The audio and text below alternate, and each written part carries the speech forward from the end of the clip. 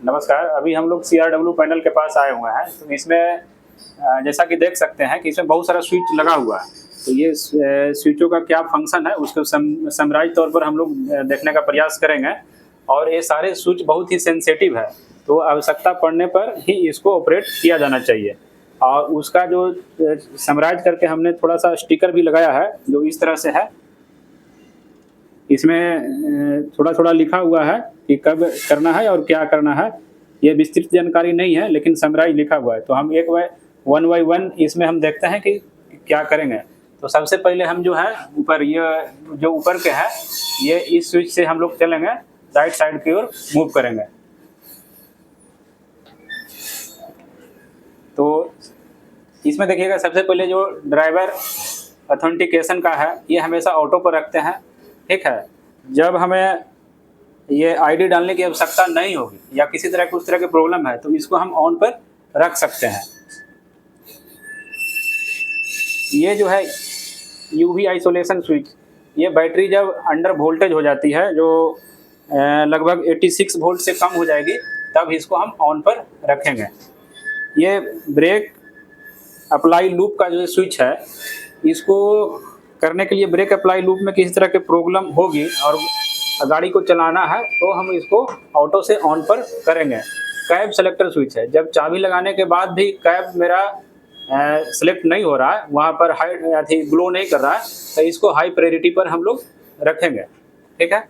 यहाँ पर ये डम्मी है, सिंगल यूनिट ऑपरेशन करना है तो इसको हम लोगों को ऑफ से ऑन पर करना है।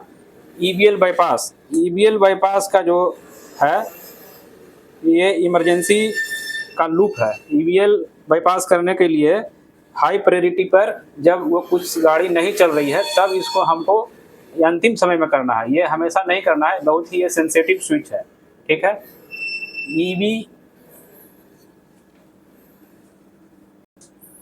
उसके बाद हम लोग देखिए यहाँ पर है जो कि EBSW बाईपास, इमरजेंसी ब्रेक जो बाईपास करते हैं। जब हमारा पुश बटन स्टक कर गया किसी कारणवश, उस कंडीशन में हमको गाड़ी चलानी है तो इसको हमको ऑटो से ऑन पर करना होगा। VCD बाईपास, VCD का बटन जो ड्राइवर के सामने यहाँ पे फ्रंट पे रहता है, जो यहाँ पर हम लोग जो ये बटन किसी तरह से काम करना बंद कर दे तो हम लोग वहाँ पे बाईपास करेंगे।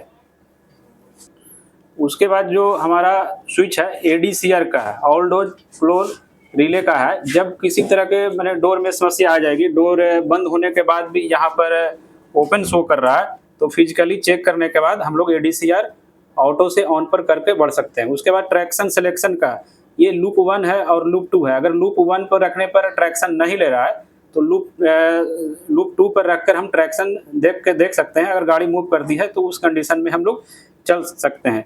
इमरजेंसी ऑफ बाईपास, जैसे इमरजेंसी जो पुश बटन है जो जिससे हम लोग पेंटो डाउन करते हैं इमरजेंसी में, अगर उस बटन से किसी तरह के प्रॉब्लम है तो यहाँ से इसको हम ऑटो से ऑन पर रख कर चल सकते हैं। यहाँ पर देख सकते हैं डमी है, यहाँ पर मैक है। जो मैक हमारा जो है ये इसमें 3 पोजीशन है, ऑटो, ऑफ और ऑन।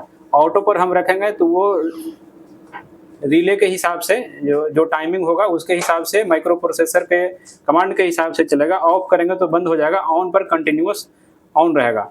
तो वो अपने कंडीशन के हिसाब से इसको हम मोड को हम सेलेक्ट कर सकते हैं। ये दोनों स्विच जो है ये बैटरी BN, बैटरी न्यूट्रल और बैटरी डायरेक्ट का है।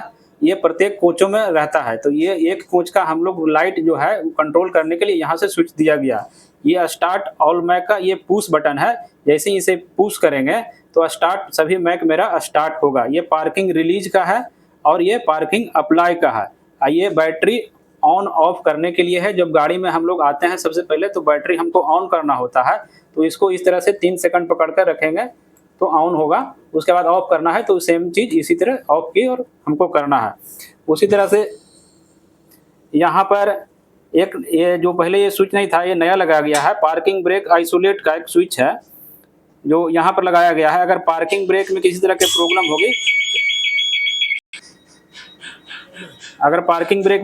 प्रॉब्लम होगी, तो हम लोग पार्किंग ब्रेक को नॉर्मल से आइसोलेट पर रखकर चल सकते हैं। तो इस तरह से हम लोग जो CRW पैनल में लगे स्विच का छोटी मोटी जानकारी था जो हमने दिया है।